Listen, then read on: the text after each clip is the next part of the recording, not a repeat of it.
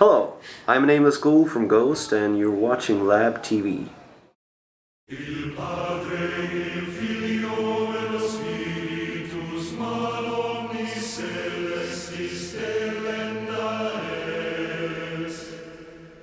Antichristus, il Figlio de Satanas, infestissumam. I think in a way we are, in the sense of us surfacing above some sort of mainstream radar or into the line of sight. I would assume that we are bringing some sort of occult taste into the mundane collective that sort of goes into slightly more underground music. Obviously, there have always been a lot of peddlers out there that also does that. So I'm not sure if it's correct. But obviously, yes, in the sense of us taking pride in what we do, and we like to pride ourselves in with the thought that we bring some sort of substance to the table.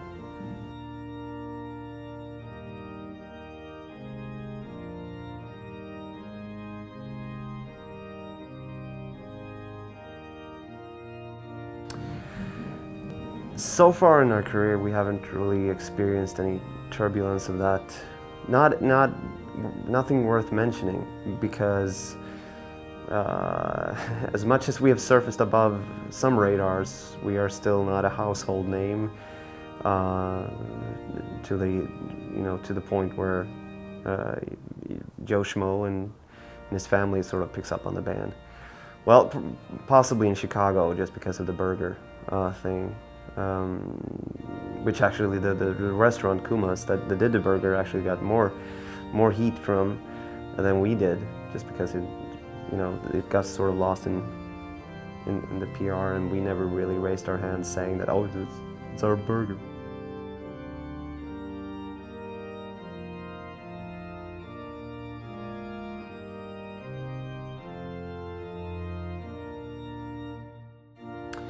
I think first and foremost, even though the debacle with the choir and the debacle about the printing was basically of for the same reason, but neither of them was actually our label. Our label itself has always encouraged us to do what we will. I mean, obviously within the boundaries of what's lawful, I guess. Whereas the problem with getting a choir together in Nashville is because it's what's in Tennessee. People in general are in some regions of the world, people are all generally opposed to that sort of art. Luckily in LA, in Hollywood, they are not. So it's, we just had to geographically move that part of the recording somewhere else. So, I mean, it was not a label issue, it was not a censorship issue, it was just down to the persons that would call in to do the job. They found what we did offensive and they didn't want to partake in it. So it was not like a general movement, it was actually a bunch of individuals not willing to partake in what we did. Fine. And the other issue with the artwork, that was the actual printers. Just because we are on a major label, they go to major label printers. The printers that are, the pressing plants that are used to doing Shania Twain records, and for whatever economical reasons, they are all sort of also in that Tennessee area. So obviously there's going to be some schmuck somewhere that picks up the artwork and say, what the hell? And someplace they did, and I think 3 different pressing plants. Therefore we had a problem. So it was never the label that said that we could not do it. It was, it just got thrown back saying that they won't do it, we have a problem. It's that old kill 'em all thing, or metal up your ass thing, that obviously if already from the printers you get a flag saying that, hey, we won't print this, well, then you damn sure you can make sure that there's going to be a lot of people down the line that will refuse to handle the product. So you have to compromise your product to the point where you can get that into certain areas. But that doesn't forbid you to do several products, to sell them at different places. So you just have to figure out the ballpark and play thereafter, and then you can do your naughty little tricks and get what you will anyway.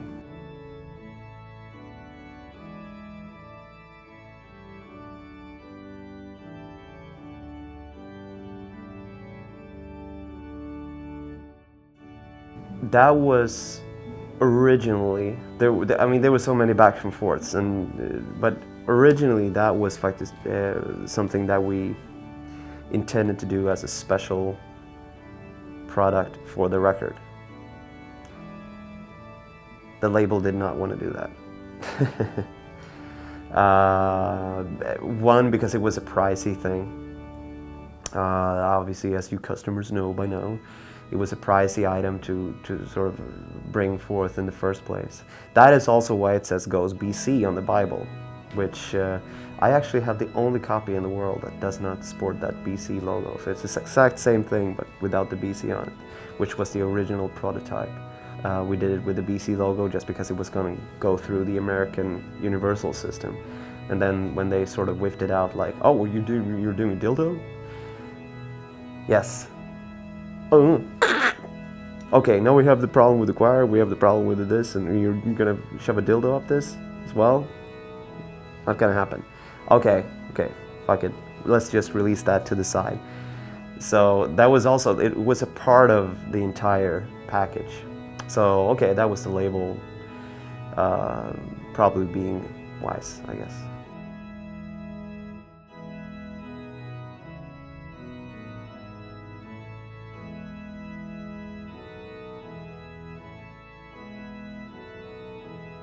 We've chosen to be anonymous because we wanted the art and the presentation itself to sort of speak for itself. Obviously that was a nice idea on paper when we weren't really going anywhere.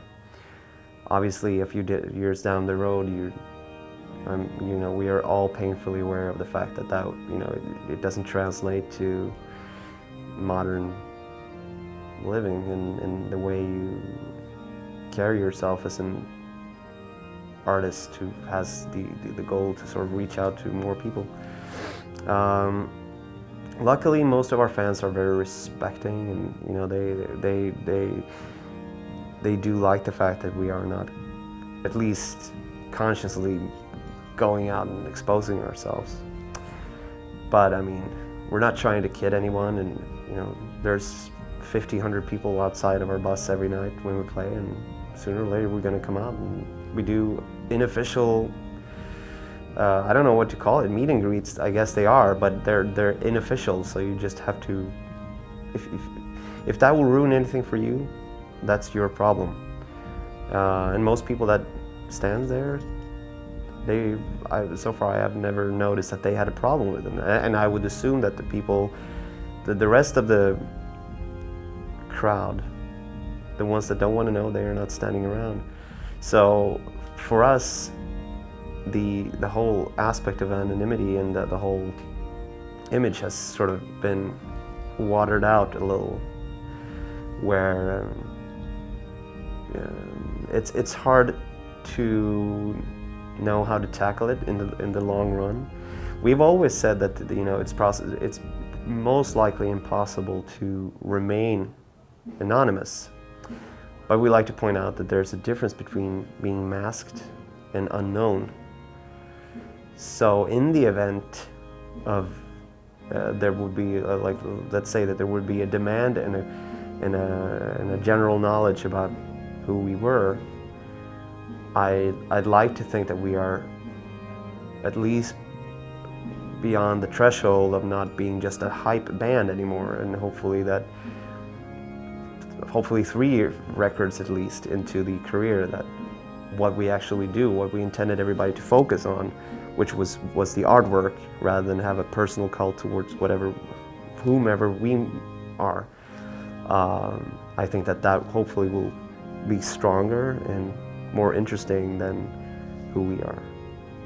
Therefore, it hopefully can sort of coexist. But that remains to be seen, I guess.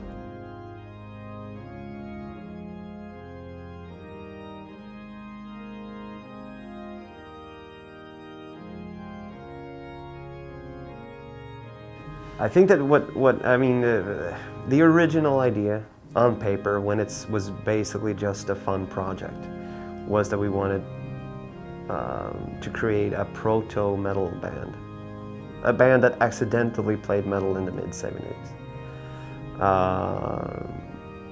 With the odd exception of a few bands that was obviously really heavy, like Black Sabbath being like the most the prominent band that did that. There's a lot of influences in our music that probably derives from everything from Black Sabbath to a lot of black and death metal things, and we sort of pick that out, throw that back into the 70s, and mix that with everything from really eclectic prog stuff to very non-eclectic AOR stuff.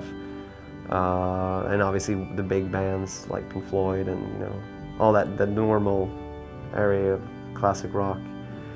And just because we mesh it together in a way, it just ends up sounding like we do. It's hard because we are not, no offense to, we like Blue Oyster Cult, but we are not that influenced of them as people might think. So we've never really had one band that we were like, oh, now we're gonna try to sound exactly like those guys. It was just, we just wanted to put our minds into a mindset where we just ignored a certain era. In a way. It sounds a little whimsical, but it made sense at that point.